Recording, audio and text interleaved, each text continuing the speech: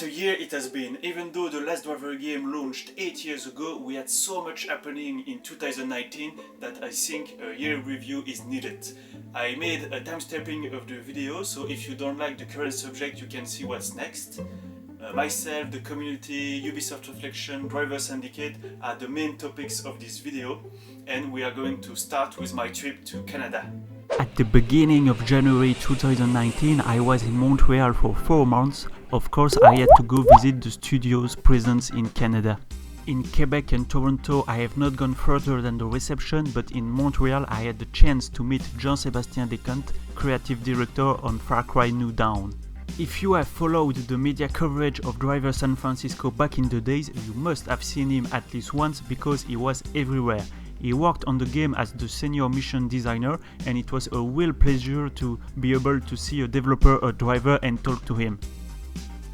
Fun fact, on the video I did about leaving to Canada, I had written his name on the sheet I'm putting in my traveling bag, as I knew he was working there. He was kind enough to meet me, and it's one of my great memories of this travel. Of course, I made him sign my copy of DRIVE3R San Francisco, the very same one that got buried in the first episode of Red River. But meeting Jean Sebastian Decant wasn't the only very important meeting I made while I was in Canada, because I also went to New York, where I met another great fan of the DRIVE3R series, and he gave me a lot of DRIVE3R goodies like the DRIVE3R mug or the DRIVE3R necklace. All of these things made me confident enough to start talking and showing myself in videos when I returned in Belgium in May 2019, starting with my comeback video. But enough talking about me, and let's talk about the great community, because a lot of things happened this year thanks to them. In the modding category, we got an incredible cockpit view for DRIVE3R made possible by Whitesnoop. We got new cars for DRIVE3R by Rum, such as the infamous De Je Veux, and interesting results with the Lua modding of DRIVE3R San Francisco by Fireboyd and Olanov. It's also the year where we found the cut mission of the Japanese PlayStation 2 version of DRIVE3R that were made playable by Klancnik, and that's also one of the major discoveries in the DRIVE3R scene ever made.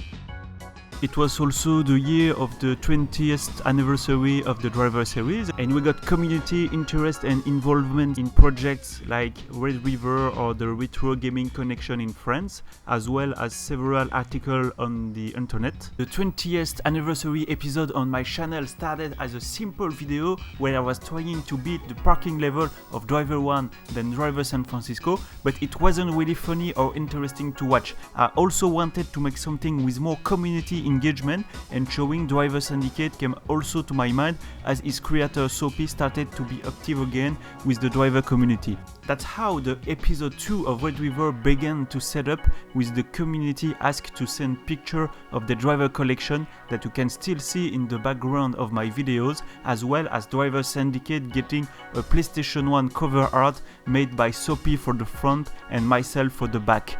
I printed them and put them in an old PlayStation 1 box of mine. The files are in the description if you want to get your own physical version of DRIVE3R Syndicate.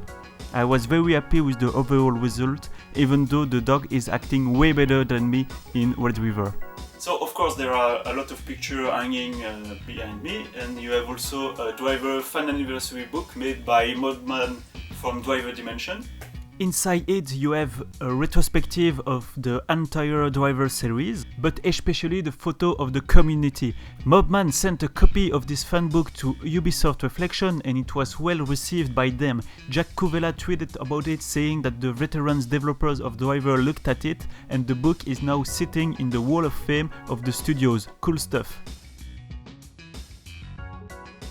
In the YouTube category, we had a great year as well, with the comeback of Darknet Fantasies and his DRIVE3R videos that I like very much, a trailer for DRIVE3R Syndicate made by Olanov for the 20th anniversary, Nick Robinson DRIVE3R San Francisco video and petition which just hit 100,000 signature, Mini-Me DRIVE3R retrospective, and I also celebrated 1,000 subscribers on my channel by doing a crossover video with Mini-Me, Olanov, Drive, and WheelspinGaming on 5 DRIVE3R San Francisco facts. People are enjoying Driver Syndicate with a big boost in interest at the end of 2019, but at the beginning of the year Syndicate could have been seen as a project stopped, with Soapy not giving news for several years. Fortunately, Soapy came back and gave us a lot of great updates, and the spiritual successor for the classic Driver PlayStation 1 games became one of the key elements of this Driver Year review.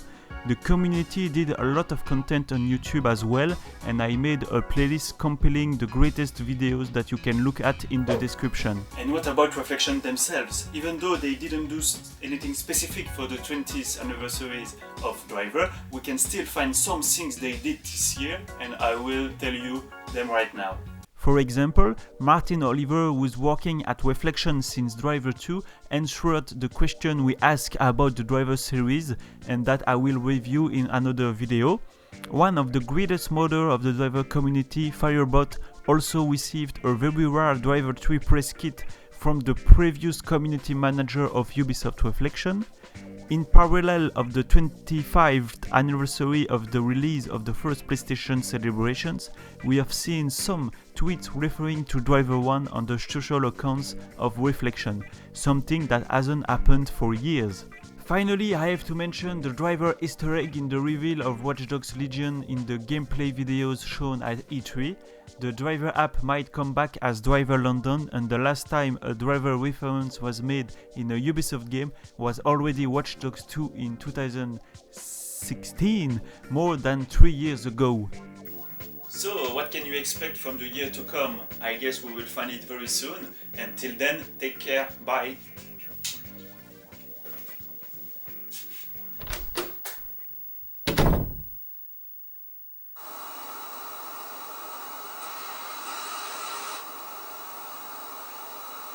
Oh boy, Driver SF was an adventure racing game set in San Francisco. It came out in 2011 and is no longer available. Alright.